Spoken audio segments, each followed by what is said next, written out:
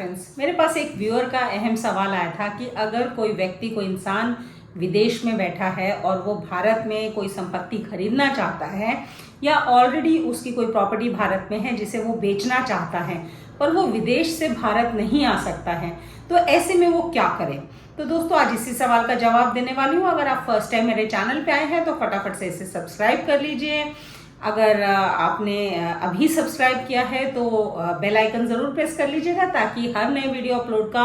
Notification आप तक पहुंच सके, मेरी कोई वीडियो मिस ना हो। तो दोस्तों, बात करते हैं कि अगर कोई व्यक्ति विदेश में बैठा हुआ है, भारत में वो कोई संपत्ति खरीदना चाहता है या फिर उसकी कोई संपत्ति ऑलरेडी भारत में है जिसे वो बेचना चाहता है, तो वहीं बैठे बैठे वो अपनी संपत्ति कैसे खरीदे या बेचे बिना भारत आए हुए। तो दोस्तों, इसका बहुत आसान तरीका है। सबसे पहले तो उसे अगर संपत्ति खरीदनी है तो वो सिर्फ एक स्पेशल पावर ऑफ अटॉर्नी वहाँ पर बनवाएगा। वहाँ जिस भी देश में वो है वहाँ पे वो स्पेशल पावर ऑफ अटॉर्नी बनवाने के बाद, जिसमें कि वो भारत के एक व्यक्ति को ऑथराइज्ड सिग्नेटरी बनाएगा, जो उसके बिहाफ पे, उसके नाम पे जो सेल डीड हो रही है, उसके नाम पे जो प्रॉपर्टी का डॉक्यूमेंट, कागजात तैयार किए जा रहे हैं, उसके बिहाफ पे ये भारत का व्यक्ति, जो उसका रिश्तेदार वगैरह कुछ है, वो साइन कर सके। इस स्पेशल पावर ऑफ अटॉर्नी को वो अपने उस पर्टिकुलर देश में जहाँ पे वो बैठा है वहाँ के अटॉर्नी से अटेस्ट करवाएगा, ऑथेंटिकेट करवाएगा, और फिर through high commission of India, जो उस देश में भारत का हाई कमीशन है, भारत का विदेशी दूतावास है, उसके थ्रू भारत के दूतावास में भेजेगा। और ये जो डॉक्यूमेंट है ये भारत में जायज़ है, काम करेगा, और इस डॉक्यूमेंट के बेसिस पे वो प्रॉपर्टी खरीद सकता है। अब अगर उसे प्रॉपर्टी बेचनी है तो दो चीज़ें हैं। अगर उसे बेचनी है लेकिन पैसा जो है अपने ही अकाउंट में चाहिए, तब तो वो भारत में बैठे अपने किसी भी रिश्तेदार, फ्रेंड, दोस्त, किसी के भी नाम पे स्पेशल पावर ऑफ अटॉर्नी बनाएगा, जिसमें वो साइनिंग अथॉरिटी बनाएगा भारत में रहने वाले व्यक्ति को। और again special power of attorney बनाने के बाद वो वहाँ के उस देश के अटॉर्नी से उसे अटेस्ट करवाएगा और भारतीय दूतावास के थ्रू भारत में भेजेगा।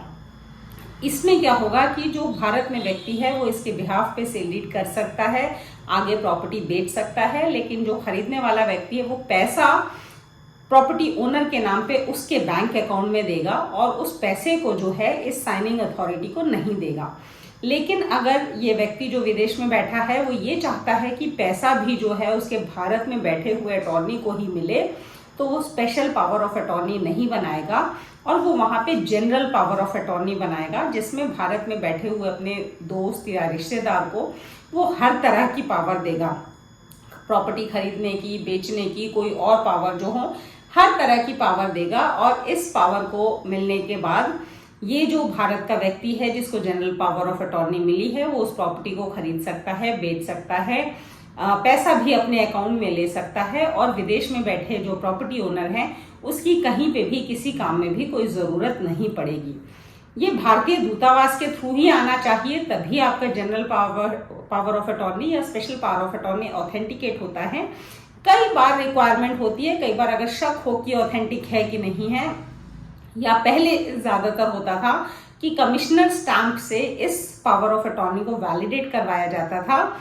स्टैंप ड्यूटी के लिहाज से, स्टैंप ड्यूटी के मद्देनज़र। लेकिन अब ये जो कंडीशन है कंपल्सरी नहीं है, तो अब जो विदेश से जनरल पावर ऑफ अटॉर्नी या स्पेशल पावर ऑफ अटॉर्नी भारतीय दूतावास के थ्रू आती है,